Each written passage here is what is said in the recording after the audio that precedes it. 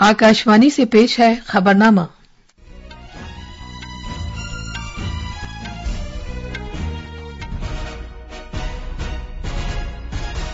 आदाब। खबरनामे के साथ मैं शबाना रहमान। पहले इस वक्त की खास खबरें।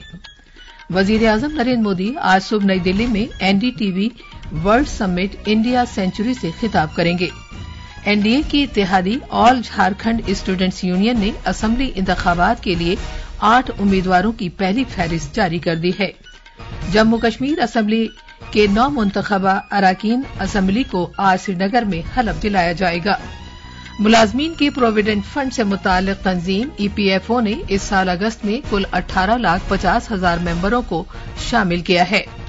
मालदीव के सदर ने मुल्क में भारत के यूपीआई को मुतारफ कराने का फैसला किया है। और क्रिकेट में न्यूजीलैंड ने जनूबी अफ्रीका को 32 रन से शिकस्त देकर पहली मर्तबा खवातीन के T20 आलमी कप का खिताब जीत लिया है।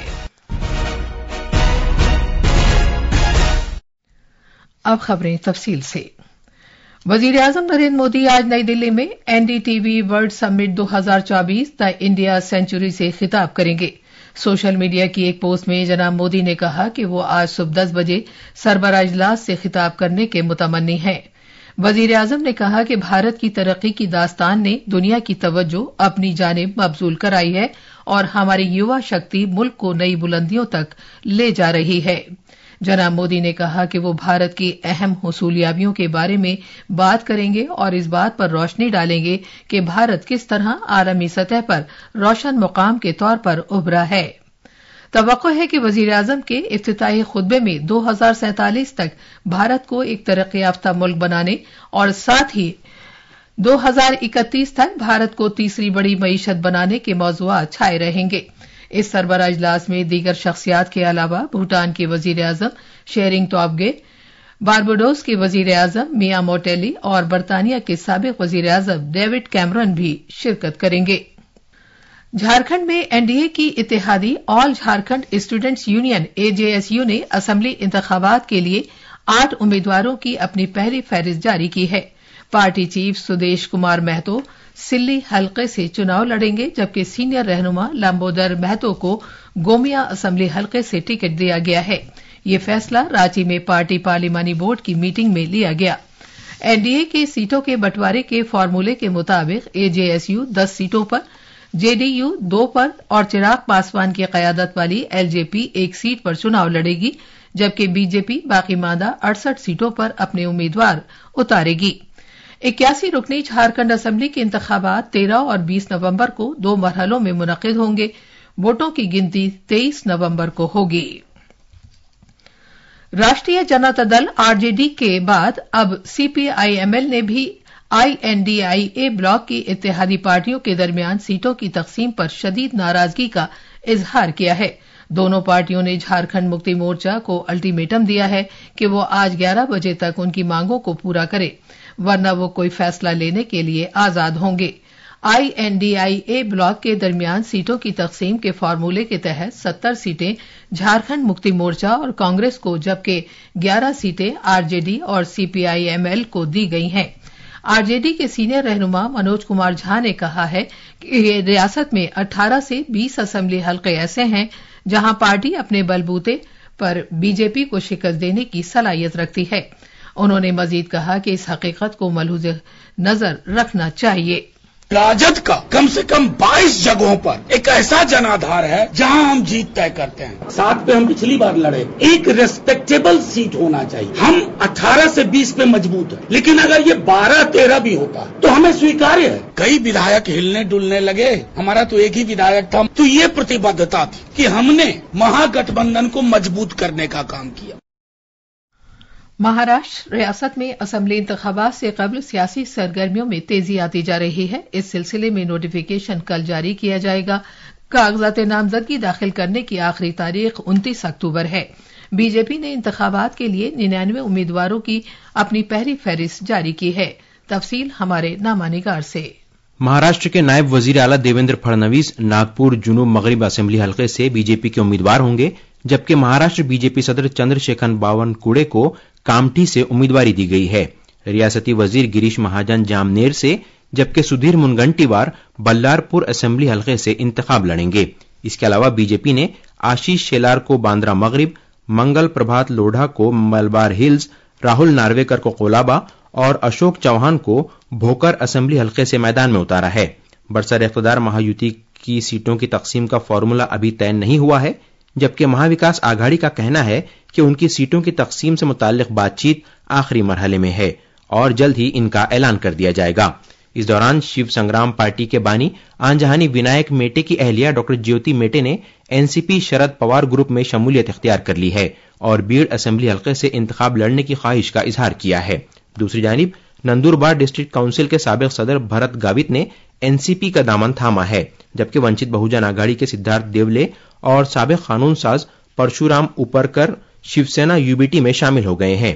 بیڑ ضلع کے بی جے پی ضلع صدر راجندر مسکے نے اپنے عہدے سے استعفی دے دیا ہے اور فی الحال کسی پارٹی میں شمولیت اختیار نہیں کی ہے. ممبئی سے انکتا آپٹے کی رپورٹ کے ساتھ خبرنامے کے لیے میں ضمیر رضوی. آسام کے وزیر اعلیٰ ہیمنت بسوا سرما نے مقامی لوگوں کو زمین کے حقوق فراہم کرنے کے لیے گوہاٹی میں مشن وسندھرا 3.0 کا آغاز کیا ہے. اس کے تحت زمین سے متعلق مختلف خدمات کو ڈیجیٹائز کرنے اور ریاست کے لوگوں کے فائدے کے لیے نقشے شائع کرنے کے لیے بھی اقدامات کیے جائیں گے. وزیر اعلیٰ نے محکمہ ریونیو کے ڈیجی ڈاک کا بھی آغاز کیا، جو کہ غیر رجسٹرڈ اور اختیاری رجسٹری کے قابل دستاویزات کے لیے ایک ڈیجیٹل ڈائریکٹری ہے. یہ ڈائریکٹری زمین سے متعلق خدمات کو آسان بنائے گی، پروسیسنگ کے وقت کو کم کرے گی اور عوامی سہولت میں اضافہ کرے گی، نیز رسائی اور کارکردگی کو بہتر بنائے گی. اس موقع پر بات کرتے ہوئے وزیر اعلیٰ نے کہا کہ عہدہ سنبھالنے کے فوراً بعد ان کی حکومت نے آسام میں مقامی برادریوں کو زمین کے حقوق فراہم کرنے کا فیصلہ کیا ہے. یہ ایک ایسا مشق ہے جو آزادی کے 75 سال بعد شروع کی گئی ہے. انہوں نے کہا کہ اسی مقصد کے ساتھ 2021 میں مشن وسندھرا شروع کیا گیا تھا. انہوں نے مزید کہا کہ آسام حکومت نے مشن وسندھرا 1 کے تحت 9 مہینے میں 8 لاکھ درخواستوں کو نپٹا دیا ہے. محنت اور روزگار کے وزیر ڈاکٹر منسکھ مانڈویا آج نئی دلی میں غیر منظم کارکنوں کے لیے ایک ہی مرکز پر ہر طرح کی سہولت کے ای شرم پلیٹ فارم کا آغاز کریں گے. یہ پلیٹ فارم ایک ثالث کے طور پر کام کرے گا تاکہ اس بات کو یقینی بنایا جا سکے کہ غیر منظم کارکنوں کو حکومت کی مختلف اسکیموں کی بآسانی رسائی ہوئی ہے. اس پہل کا بنیادی مقصد ایک واحد پلیٹ فارم کے ذریعے مؤثر طور پر غیر منظم کارکنوں کے لیے سماجی سیکیورٹی اور بہبود کی تمام اسکیموں کے فائدے کے بارے میں مکمل معلومات دینا ہے. اس پہل سے غیر منظم کارکنوں کو ان کے لیے ڈیزائن کی گئی اسکیموں کے بارے میں جانکاری حاصل کرنے میں مدد ملے گی. دیہی ترقی کے مرکزی وزیر شیوراج سنگھ چوہان آج نئی دلی میں شہری اراضی کے ریکارڈز کے سروے اور دوبارہ سروے میں جدید ٹیکنالوجیوں کے موضوع پر بین الاقوامی ورکشاپ کا افتتاح کریں گے. اس ورکشاپ میں شہری اراضی کے ریکارڈ کو جدید بنانے، موجودہ قابل عمل تکنیکی حل اور منتخبہ شہری علاقوں کے لیے پائلٹ پروجیکٹ منصوبہ بندی سہولت میں بہترین عالمی سرگرمیوں کی نمائش کی جائے گی. وادی کشمیر کے بارامولہ ضلع میں کنٹرول لائن سے متصل اڑی علاقے میں سیکیورٹی فورسز کے ساتھ مڈبھیڑ میں ایک مسلح دہشت گرد ہلاک ہو گیا. پولیس نے بتایا ہے کہ در اندازی کی ایک کارروائی کے تحت فورسز کی ٹیم کے مشتبہ نقل و حمل دیکھے جانے کے بعد فوجیوں نے دہشت گردوں کو للکارا. دہشت گردوں نے تب اندھا دھند فائرنگ شروع کر دی. جوابی کارروائی میں ایک دہشت گرد ہلاک ہو گیا. جموں کشمیر قانون ساز اسمبلی کے 9 منتخبہ ایم ایل ایز کو آج سری نگر میں حلف دلایا جائے گا. عبوری اسپیکر مبارک گل ایم ایل ایز کو عہدے کا حلف دلائیں گے. ان میں 51 نئے رکن شامل ہیں. حلف برداری کی تقریب دن میں 2 بجے ہوگی. بی جے پی کے 29 سالہ شگن پریہار سب سے کم عمر قانون ساز ممبر ہیں، جبکہ چراری شریف کے نیشنل کانفرنس کے 80 سالہ آزمودہ کار ایم ایل اے عبد الرحیم راتھر سب سے معمر شخص ہیں. جناب راتھر اور پارٹی رفقا علی محمد ساگر ایسے 2 افراد ہیں جو ریکارڈ 7ویں مرتبہ اسمبلی کے لیے منتخب ہوئے ہیں. ساگر 1983 سے قانون ساز اسمبلی کے ایک رکن ہیں، جبکہ راتھر نے 1977 سے ایک قانون ساز کی حیثیت سے اپنا طویل سفر شروع کیا. یہ خبرنامہ آکاشوانی سے نشر کیا جا رہا ہے. मुलाजमीन की प्रोविडेंट फंड से मुतालिक तंजीम EPFO ने इस साल अगस्त के महीने में कुल 18,63,000 मेंबर शामिल किए हैं।